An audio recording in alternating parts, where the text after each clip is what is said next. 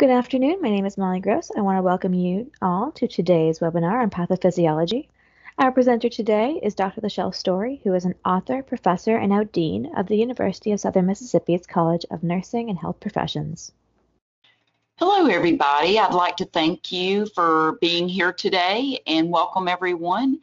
And I just wanted to start out by telling you a little bit about myself so you can understand more of what shaped my teaching pedagogy and the approach I took with this book.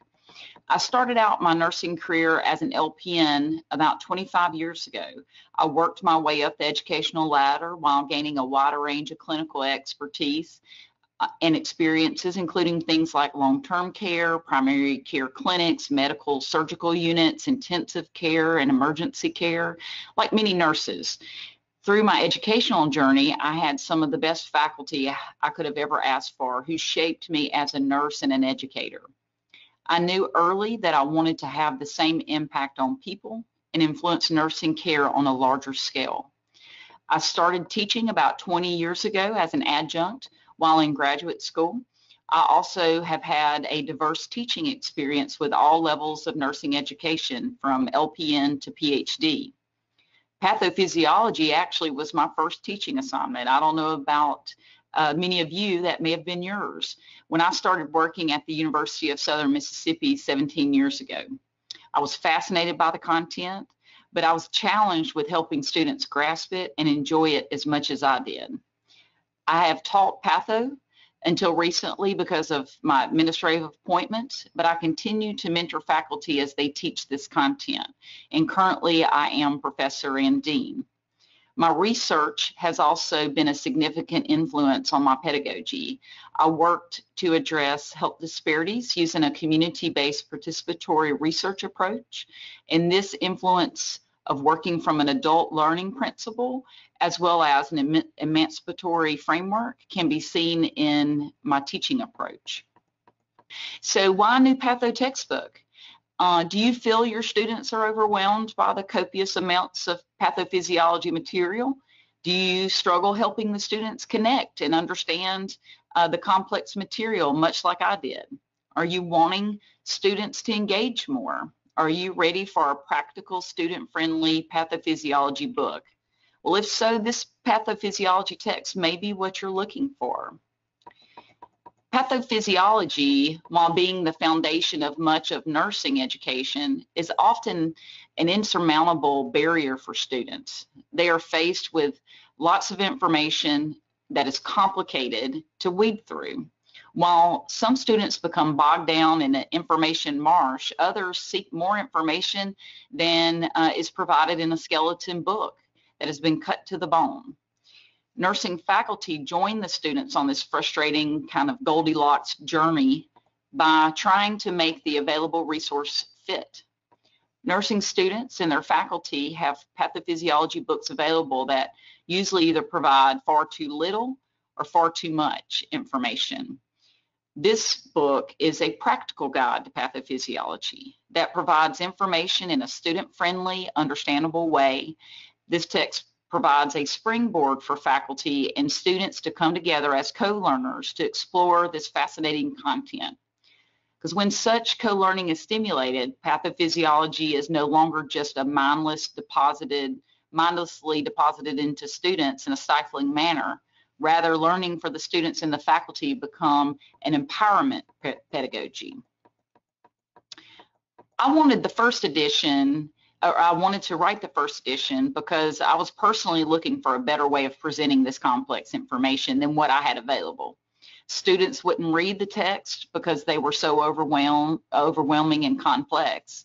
I wanted to approach the content in a more pragmatic way. What was it that beginning nurses really needed to know about pathophysiology, and how could I get that information across in a way that they would understand it? I knew I had to make them want to read it. And in a time where students are overloaded with information in short pieces of electronic information, I had to make it visually appealing and non-intimidating. So I made a conscious effort to ensure that you could open the book and to any 2 pages and you wouldn't find only text. I I used a great deal of visual aids to add context and meaning and augment the text. I felt that if I could increase student engagement and understanding, then I would build their confidence with this foundational material and put them in a path for success in future classes and in practice. And I can't tell you how many students have come back to me and tell me that they pull it out to help them in other classes as they move to more complex material, and even after they graduate when they need a refresher. Several things shaped the book as it evolved into the second edition. We had reports come out calling for nursing education reform. These reports recommended approaches to set students on a path as lifelong learners and to give context to learning. For the second edition, I reorganized it in a more conceptual manner. I started the disease sections with an overview of the concepts for the upcoming group of conditions. Understanding those concepts will prevent fragmentation of the information and help students focus on the bigger picture. I also added a new feature in each chapter called Application to Practice, where I took students through prioritization and delegation exercises to help them understand how they'll use this information in everyday practice. As I considered changes for the third edition, I tried to consider ways to engage the students more with the content. First, I wanted to continue the current features that were well received from students and faculty, but I wanted to take engagement to the next level. We have seen a move to active learning strategies in education. I started incorporating these approaches several years ago, and over the years, I have tried many things that worked and others that were not as successful. Over the years, I learned that many students are not always prepared for these approaches. And as I attempted to mentor my colleagues in their effort, it became clear that many faculty are not sure where to even start. So I wanted to provide instructor resources to help faculty get started or expand their active learning strategies with this content. Faculty who used the book asked for more pediatric content, so it was also added throughout. For the new edition, I continued and updated the current features since they were well received by students and faculty, but also had faculty who asked for groundbreaking research to be added, so the emerging research feature was added throughout. I will talk more about that feature in a minute. Faculty also asked for psychiatric mental health conditions to be added. So a wider range of the more common conditions were added to the neural function chapter, including neurodevelopmental, psychotic, depressive, anxiety, dissociative, somatic, addictive, eating, conduct, personality, sleep, paraphilic, and gender disorders. And I'm very excited about this feature because this is often overlooked in pathophysiology text. Faculty also asked for more depth of etiology and pathophysiology in some areas, so I've added that throughout. For example, more depth was added to anemia, coagulation, leukemia, celiac disease, irritable bowel syndrome, and diverticulosis. Throughout, practice guidelines were updated and added. For example, the MOGE classification for cardiomyopathy and the New American College of Rheumatology lupus classification was added. Faculty who used the text asked for more lifespan content and consideration, so it was added, especially in terms of normal variations associated with age. And I'm always looking for more visual options to reinforce the information, whether it's pictures, figures, charts, or tables. The emerging research feature was added to provide the state of the science for selected diseases. Some describe current research on etiology, some describe focus on the new diagnostic procedures, some describe new treatments. Additionally, some describe emerging diseases. For example, in the last year, we saw the emergence of a lung disease associated with e-cigarettes, as well as we are still fighting the COVID-19 pandemic. I included a description of both and updated the content right before the final draft because our understanding is still changing. This text is different from other pathophysiology texts on the market because it doesn't overwhelm students with excessive detail.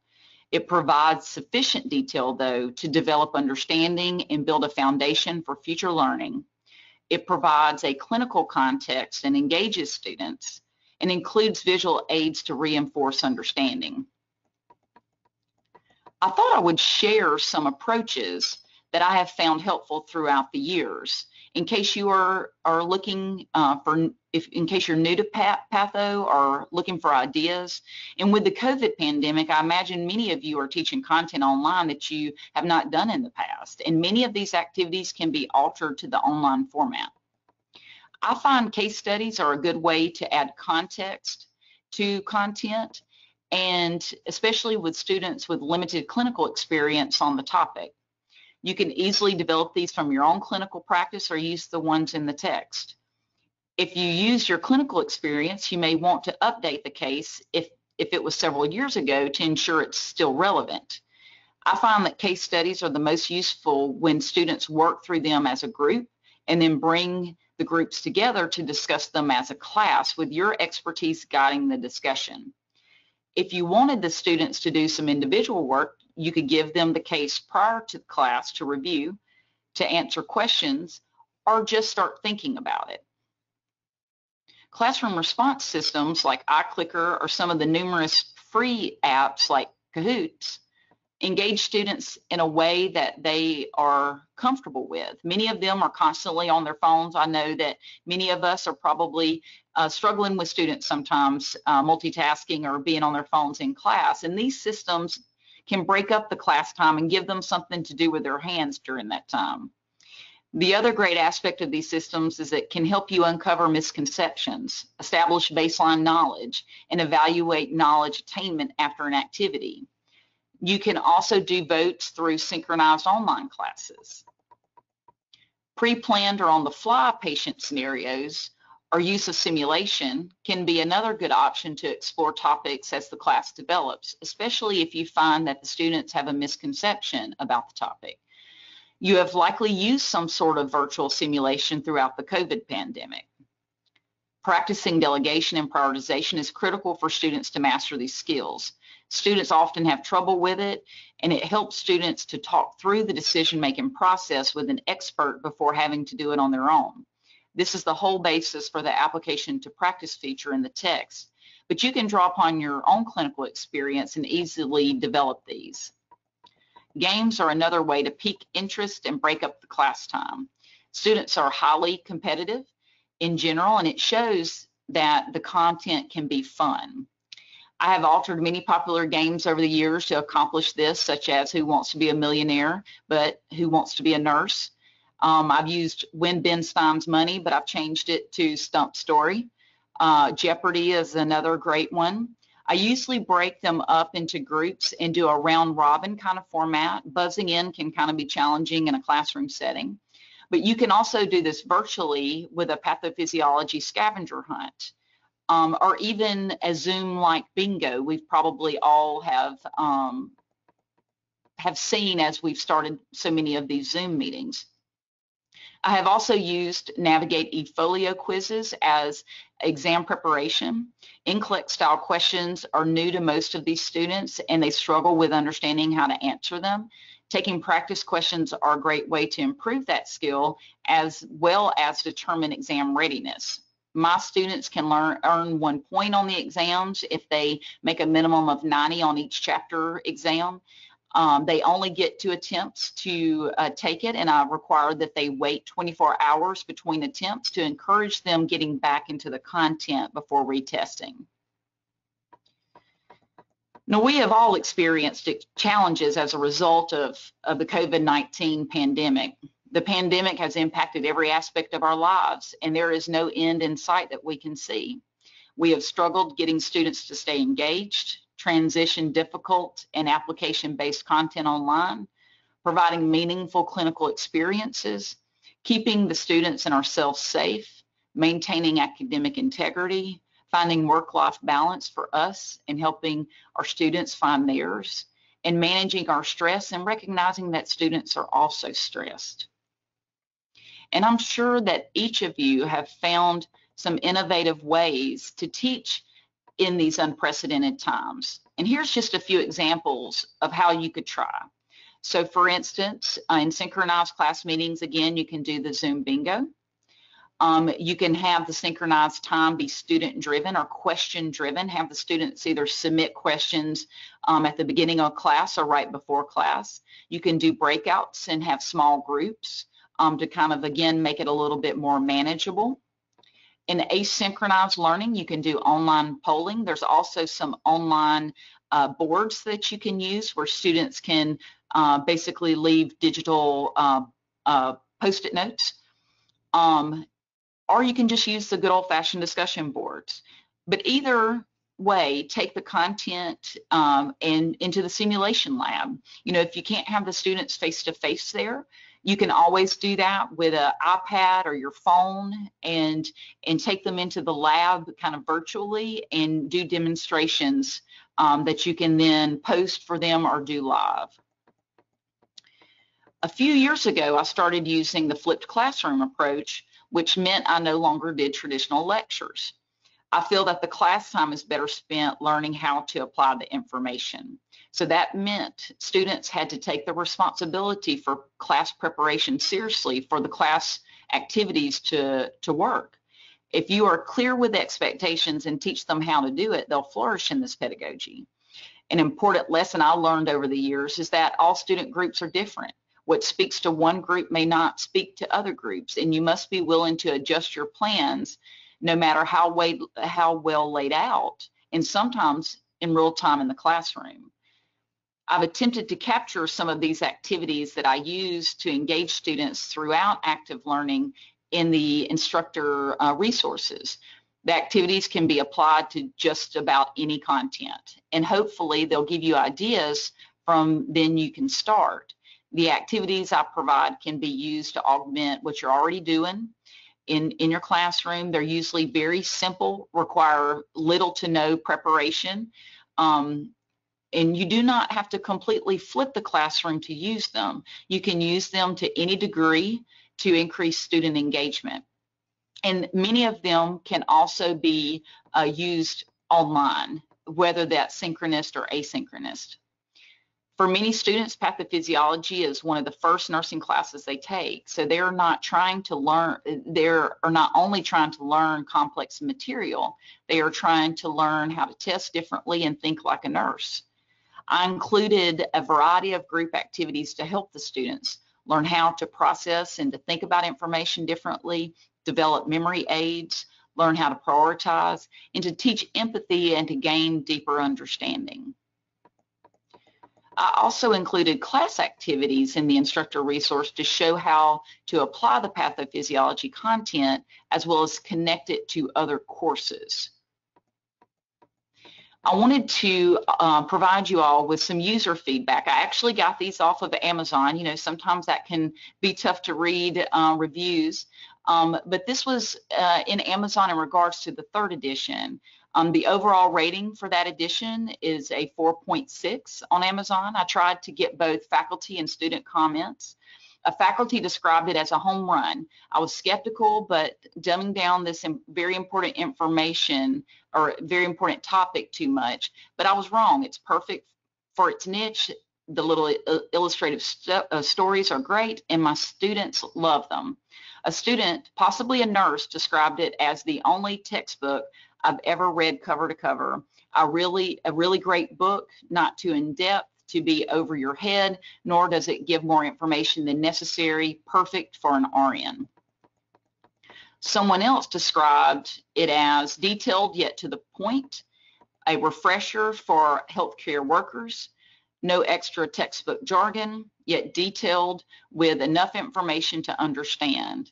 And finally, a student said, overall, this book is great for class use. Love reading and studying this book. However, I did find it doesn't go into in depth in some diseases as it does with others, which I believe has been addressed in the new edition.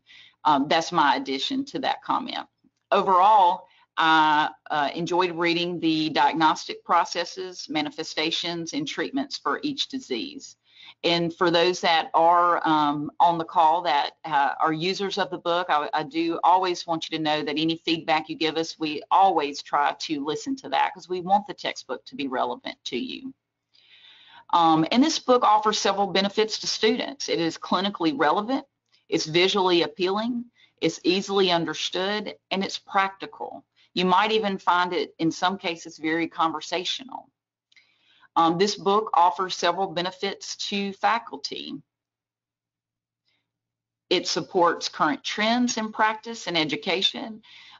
Students will want to use it. It assists in teaching students how to apply information to practice, and it provides resources to increase student engagement. And we wanted to leave you, before we start answering questions, with some information on how you can request a copy if you haven't already. But I'm happy to spend some time now answering some questions that you may have. Great. So yeah, we have one question here. It says, generally, what type of program is adopting this text? Proportion that supports ADN program versus a BSN program. Okay, so the text could be offered to any pre-licensure type program, or the book would be relevant to any pre-licensure type program. I think that I've had people in LPN programs actually adopt it, but mostly it's ADN or BSN programs. As far as ADN programs, it probably depends on how your curriculum is set up. I have taught in ADN programs, and I could see this text being a reference material to augment a lot of those classes where things may be threaded throughout the program, depending on how the curriculum is, again, set up. I don't think it's probably appropriate for graduate students, but it certainly is a good refresher for those students as well. Thank you, Lachel, for providing so much of your insight today. We really appreciate you talking to us today about your book coming out, Pathophysiology, and all of your teaching methods. If you would like to request a review copy of this new text, you can do so at the first link on your screen. Dr. Story has also graciously provided your email address if you have any follow-up questions. And if you would like to discuss adoption, you can go to our contact page and discuss with your account manager. And just a reminder, the 4th edition of Pathophysiology comes out on November 6, 2020.